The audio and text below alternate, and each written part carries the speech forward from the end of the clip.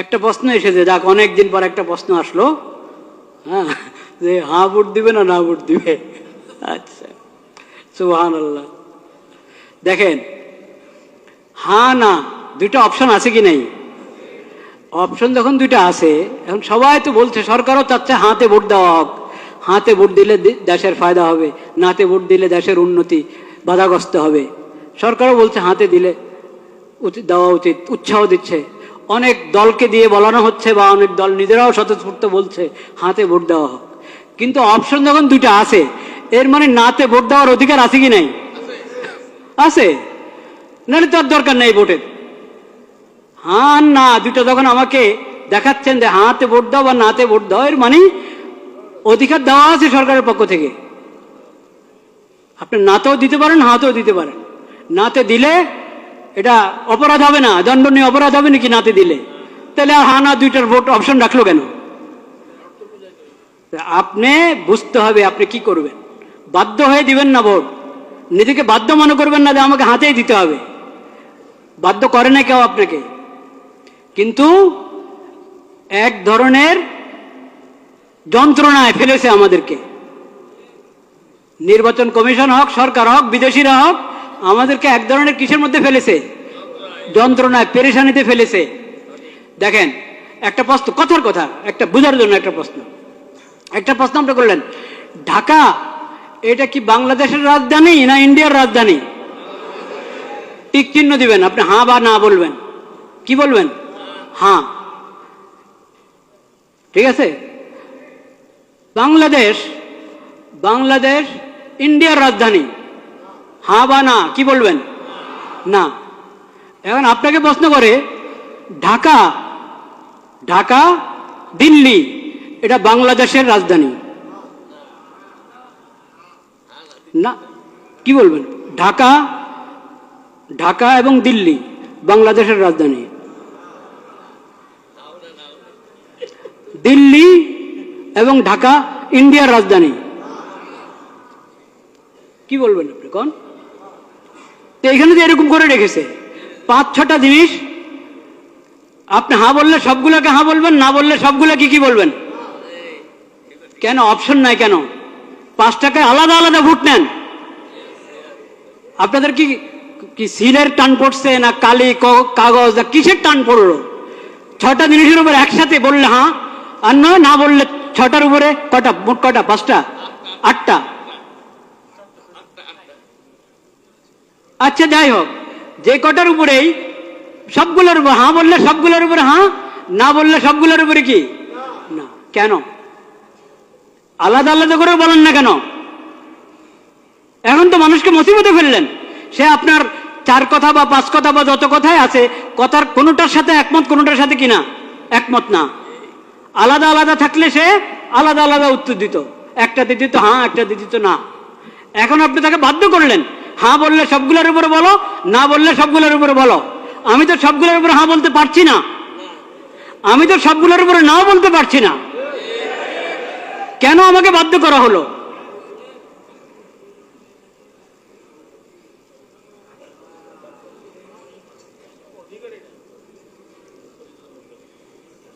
একটা পেরেশানি, একটা যন্ত্রণার মধ্যে ফেলা হলো জাতিকে। ভোট দিলে সবগুলোর উপরে হ্যাঁ বলো, আর না বলতে হলে সবগুলোর উপরে না বলো। কিন্তু আপনারা ভয় পাবেন না, হার মধ্যে যেহেতু অনেক অন্যায় কথা আছে, আপনি বুঝে শুনে ভোট দেন। এই কথা কখনো ভাববেন না, এসব প্রতারণাতে আসবেন না যে নাতে ভোট দিলে দেশের উন্নতি রুখে যাবে, দেশের উন্নতি বাধাগ্রস্ত হবে, কখনো না।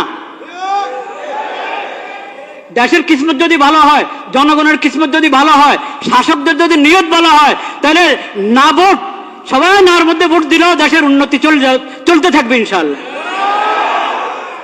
আর যদি নিয়ত ভালো না থাকে, কিসমতও ভালো না, নিয়তও ভালো না, এমন যদি হয়, তো সবাই হাতে ভোট দাও, কাজ হবে না, কাজ হবে না। ভোট একটা আমানত, ভোট একটা আমানত, এটাকে বুঝে শুনে ব্যবহার করেন। এটা অধিকার, এই অধিকার, ভোটের অধিকার একটা আমানত, এই অধিকারকে বুঝে শুনে ব্যবহার করেন। চিন্তা ফিকির করেন আল্লাহর কাছে দোয়া করেন, আল্লাহ আমি যাতে সঠিক ভোট দিতে পারি সেই তৌফিক আমাকে দান করেন। এটা তামাশার বিষয় না। প্রতারিত হয়ে বাধ্য হয়ে ভোট দিবেন না, লোভে পড়ে ভোট দিবেন না, চিন্তা ভাবনা করে, এবং এটার জন্য দোয়া দুরূদ পড়েন, সালাতুল হাজত পড়েন, অভিজ্ঞদের সাথে মশওয়ারা করেন, নেককার দিনদার মানুষের সাথে মশওয়ারা করেন। শুধু নামের ভিত্তিতে আপনি ভোট দিলে হবে? শুধু মার্কার ভিত্তিতে ভোট দিলে হবে? শুধু মনোগ্রাম দেখে ভোট দিলে হবে?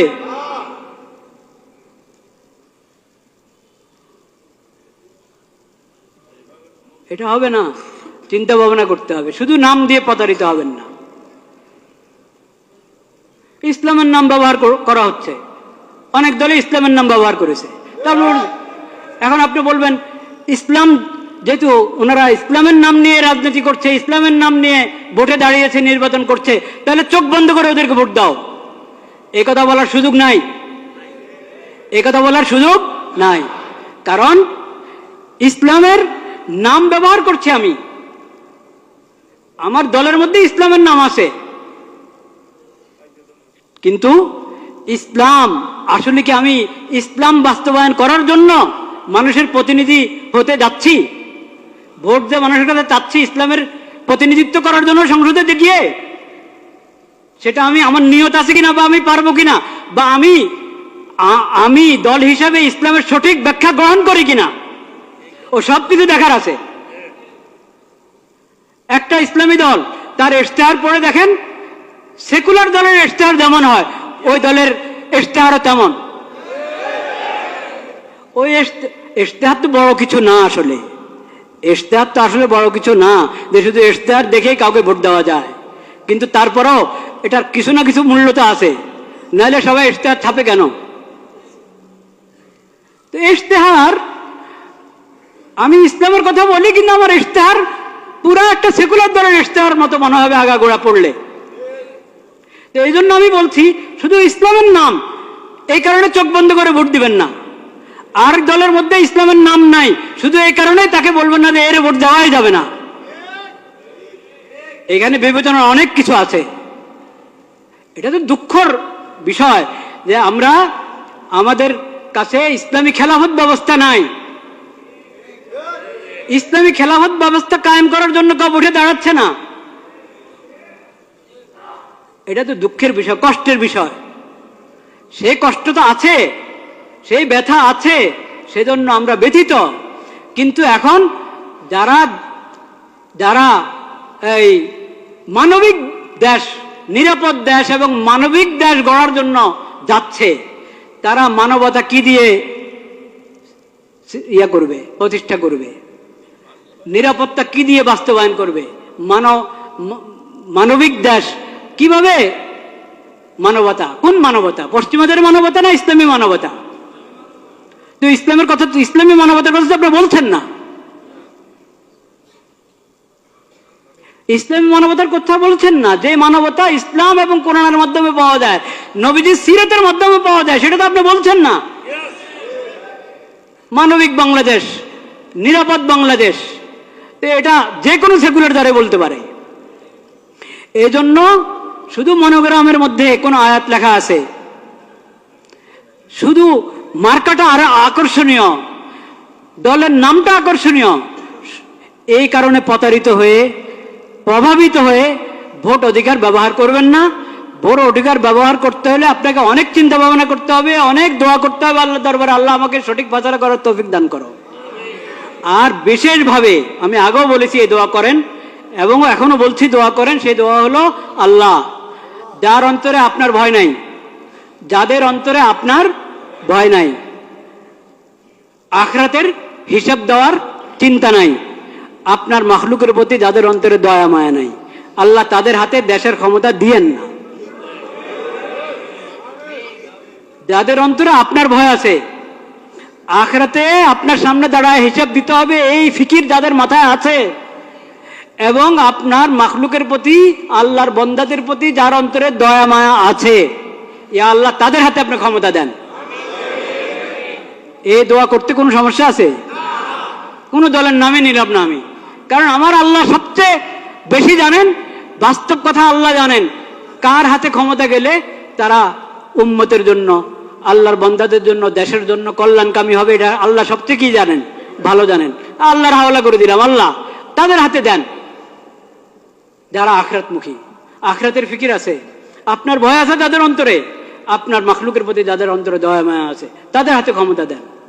যারা আপনার ভয়ও তাদের অন্তরে নাই, আখিরাতে আল্লাহ আপনার সামনে দাঁড়া হিসাব দিতে হবে এই ফিকিরও তাদের নাই, আপনার মাখলুকের প্রতি দয়া মায়াও নাই, হ্যাঁ, ইয়া আল্লাহ তাদেরকে আপনি ক্ষমতা দিয়েন না।